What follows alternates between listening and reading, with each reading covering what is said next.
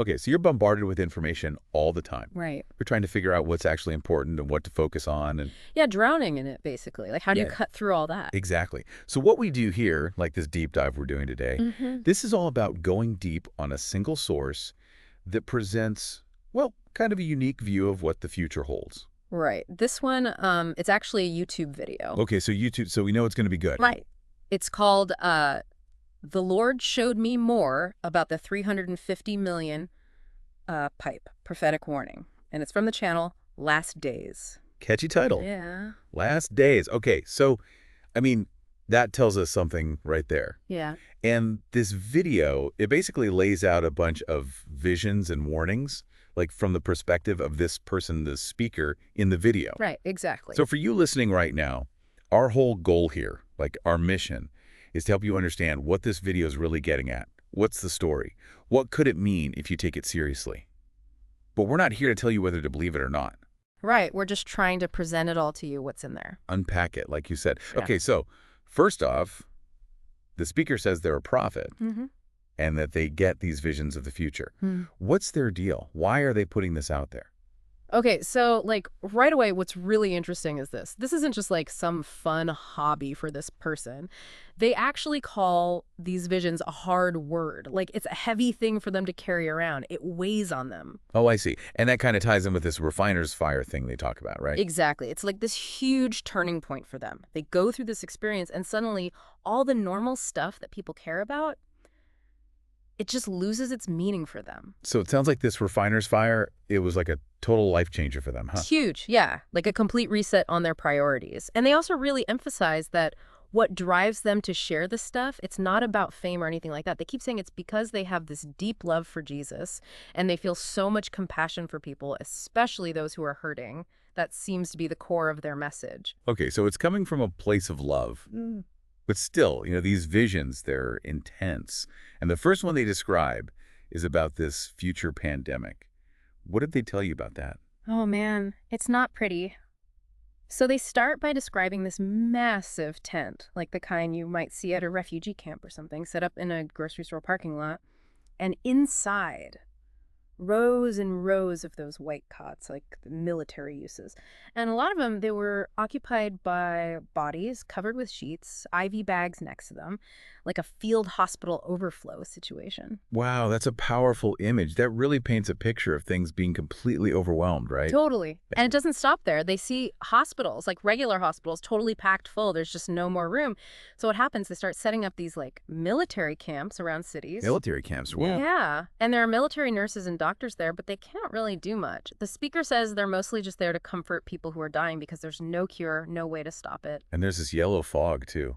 That part's kind of creepy, right? Yes. Totally. It's in this like spirit realm they see. And they say it's the plague itself, but it's airborne.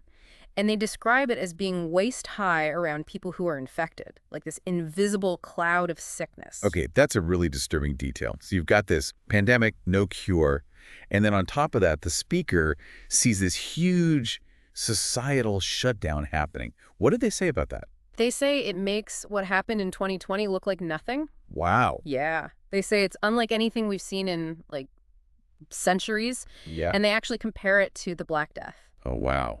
The Black Death. That's intense. Yeah, it's a very serious comparison to make. And they say that basically everything shuts down. Factories close, nobody's working, people can't even go to the grocery store. Everything just grinds to a halt because of this deadly disease. And the speaker also throws out some pretty specific numbers, right? Like how many people they think will die from this. Right. They see 350 million deaths worldwide and 30 million in the U.S. alone. Okay, now it's important to remember this is just one person's vision, right? Right. Absolutely. It's not like a proven fact or anything. It's just one perspective, but still pretty heavy stuff. And then there's this whole thing about the financial system collapsing too. What do they say about that? Okay, so they see paper money just disappearing. Like people are too afraid to touch it because of the disease, so everything goes digital. It's like a cashless society, but it happens super fast because of this fear. Right. And they see mega churches, like those huge churches you see, they all shut down completely. And then the whole financial system, it just meltdowns. Meltdown. Okay, so we've got this pandemic, societal collapse, financial collapse. It's a pretty bleak picture so far. But then the speaker introduces this idea of a remnant. It's like a glimmer of hope in all this darkness. Right. And they really stress that in these times, it's going to be crucial to understand the power of the name of Jesus. They see that as the key to survival. And then they describe this vision of these people, men and women of God, all dressed in white, and they're covered in this glowing honey that's giving off light. They call them the remnant, and they say they'll have this special protection. So the remnant, they're the ones who make it through, right? Right. And the speaker says it's because they have this deep personal relationship with God, not just going through the motions. Okay, and that honey glow they mentioned, that's actually protecting them. Yeah, they say it specifically shields them from the plague, like a force field or something. So there's this group that's protected, but what about everyone else? What's the message for people listening? They say it's not enough to just say you believe. You have to really get into the word. Pray, seek God now before it's too late. So they're saying don't wait for things to get bad. Get right with God now. Exactly. And they see this remnant going out and praying for the sick in those makeshift hospitals, and God's healing them, raising them up. They say there's going to be this huge move of God happening in the middle of all this darkness. They even quote that verse, "Arise and shine, for your light has come." Powerful stuff. So there's this really spiritual message woven into all of this. But the speaker also talks about what they think are the root causes of these problems. What's their take on that? Okay, so they believe that a lot of what's wrong with society today comes from how the Christian gospel is being presented. They say there's not enough emphasis on the power of Jesus' name, his blood, the need to repent and be holy.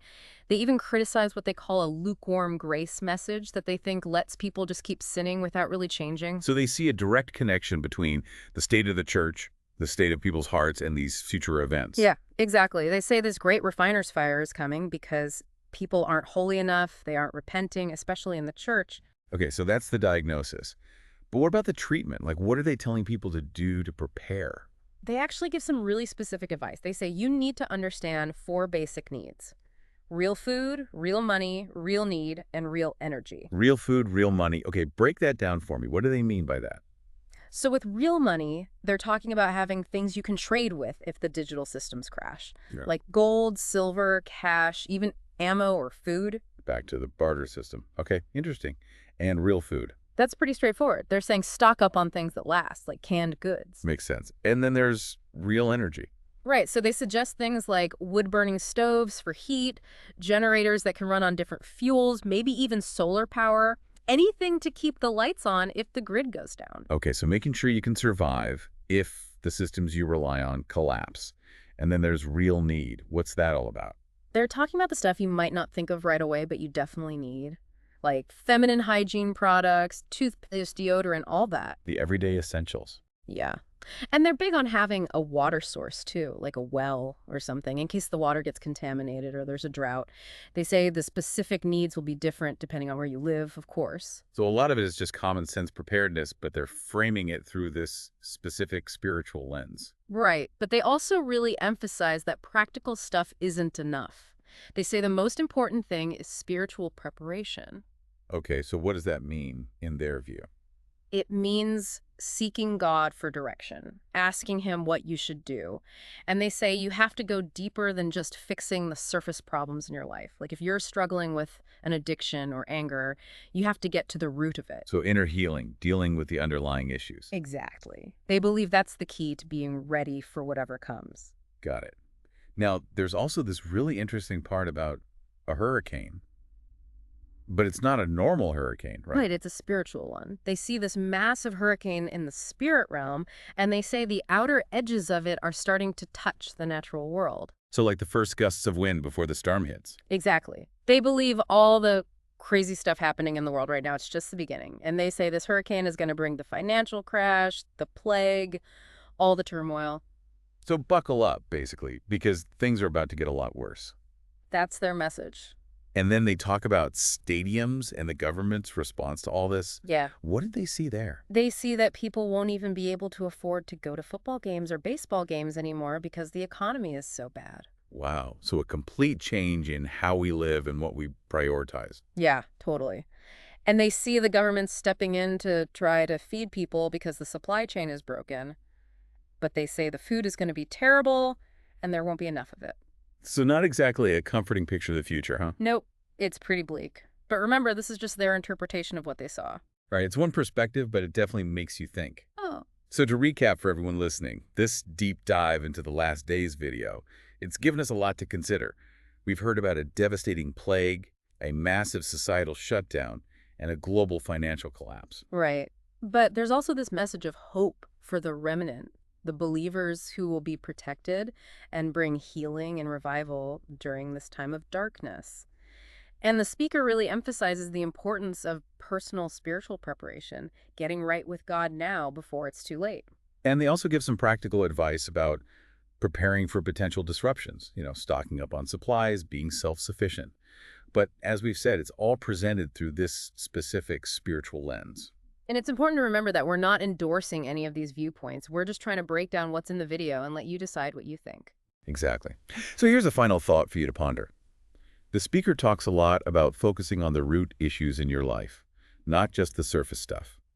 Whether you believe in these visions or not, think about that. What are the core values and beliefs that guide you? And how can you strengthen those foundations so you can face whatever the future holds, good or bad? Thanks for joining us for this deep dive. Yeah, thanks for listening.